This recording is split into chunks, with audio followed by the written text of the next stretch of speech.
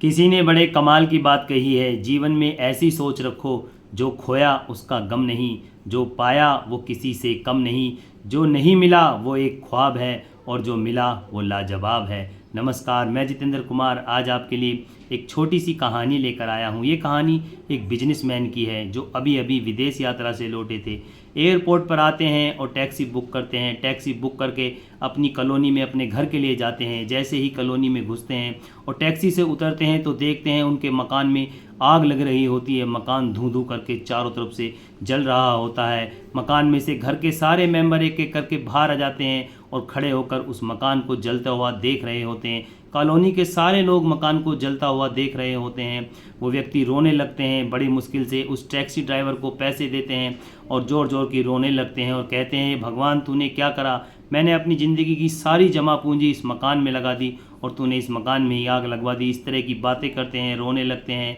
तभी उनका बड़ा बेटा वहीं पर खड़ा होता है। वो देखता है कि अरे पिताजी तो बहुत ज़्यादा रो रहे हैं, कहीं इनकी तबीयत ख़राब ना हो जाए, कहीं इन्हें इस सदमे से दिल का दौरा ना पड़ जाए। वो फटाफट अपने पिताजी के पास आता है और कहता है, पिताजी मैं आपसे एक बात करना चाहता हूँ। तब उसके पिताजी कहते हैं, ऐसे समय में बेटा क्या बात करोगे, फटाफट फायर ब्रिगेड को बुलाओ, आग बुझवाओ। तो उनका लड़का कहता है कि मैंने फायर ब्रिगेड को फ़ोन कर दिया है, हम आग बुझाने की कोशिश कर रहे हैं, लेकिन मेरी बात तो सुन लीजिए। तब उसके पिताजी कहते हैं, बताओ क्या बात है।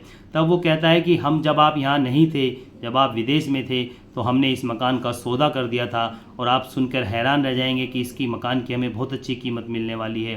तब वो व्यक्ति एकदम से चुप हो जाते हैं और मुस्कुराने लगते हैं और कहते हैं, अरे तुमने इस मकान का सौदा कर दिया, बहुत अच्छी बात है। अब वो एकदम से टेंशन फ्री हो जाते हैं और कहते हैं, चलो ठीक है, अब वो जाने जो इसे खरीदेगा उसका नुकसान होगा, हमारा कोई नुकसान नहीं होगा। और वो मुस्कुराने लगते हैं और कॉलोनी के सभी मेंबरों की तरह खड़े होकर दर्शक बनकर उस मकान को जलता हुआ देखने लगते हैं। कॉलोनी के सभी लोग कहते हैं, अरे बड़े बेटे ने ऐसा क्या कहा जो वो एकदम से चुप हो गए और सभी की तरह नॉर्मल इस मकान को जलता हुआ देखने लगे। सभी हैरान रह जाते हैं। तभी छोटा बेटा आता है, दफ्तर से भगा हुआ आता है और पिताजी के पास आ कहता है, पिताजी आप आ गए, हम क्या करेंगे पिताजी, हमारा मकान जल रहा है, हमारी सारी जमा पूंजी इसमें लग गई है। वो बच्चा रोने लगता है। तब उसके पिताजी कहते हैं, अरे क्यों परेशान हो रहा है, उसे साइड में ले जाते हैं और कहते हैं, तुम्हें तो पता ही है। तब वो बेटा कहता है, हाँ मुझे पता है, हमने इसका मकान का सौदा कर दिया है और बहुत अच्छी कीमत भी मिलने वाली है, लेकिन पिताजी आपको ये नहीं पता अभी कि अभी हमें इसके पैसे नहीं मिले हैं, जो रकम तय है वो हमें मिली नहीं है, टेक्निकली ये मकान अभी हमारा ही है। तब उसके पिताजी फिर दोबारा से रोने लगते हैं। कॉलोनी वाले फिर आश्चर्य में रह जाते हैं कि अरे अब छोटे बेटे ने क्या कहा जो दोबारा से ये रोने लगे।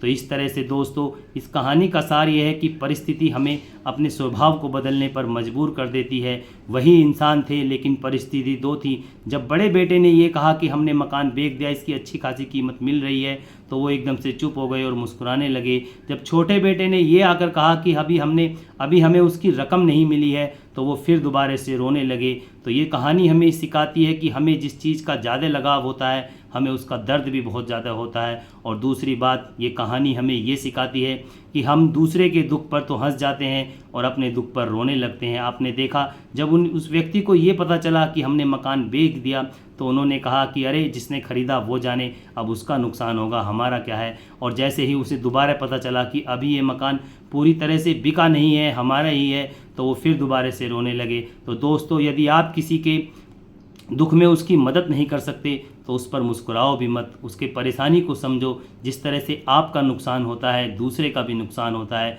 तो ये कहानी हमें दो बातें सिखाती है। पहला, जिस चीज़ से हम ज़्यादा लगाव रखते हैं वो चीज़ हमें ज़्यादा दर्द देती है। यदि आप लगाव ख़त्म कर देते हैं, अटैचमेंट ख़त्म कर दें हैं, तो उतना ही दर्द आपका कम होगा। और दूसरी बात ये सिखाती है, जिस तरह हम अपने दर्द को महसूस करते हैं उसी तरह हमें दूसरे के दर्द को भी महसूस करना चाहिए। तो दोस्तों ये छोटी सी कहानी यदि आपको अच्छी लगी हो तो हमारी वीडियो को शेयर करें, लाइक करें और हमारे चैनल को सब्सक्राइब करें। मिलते हैं आपसे एक नई वीडियो में एक नई कहानी के साथ। तब तक के लिए नमस्कार, जय हिंद।